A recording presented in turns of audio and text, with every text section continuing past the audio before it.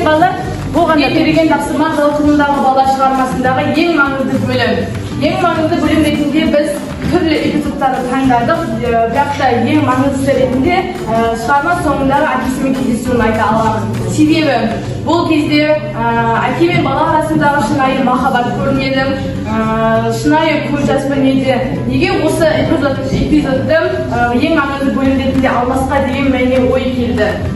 Келісеміз бе? Иә. Ал сіздер қай бөлімді айтқан болар едіңдер? Екінші топ. Сіздер маған мысалы соңғы бөлім тапты. Сіздерге қай бөлім айтты? Қай бөлім? Қай бөлім?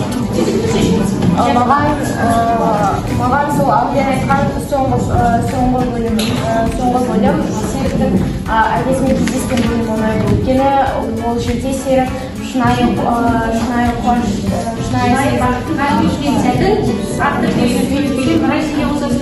маған осы шығармадағы, осы повестегі ұнаған үзіндінің бірі ол Анна Ивановнаның екі баланы алып, қиыншылыққа қарамай екі баланы асырауы.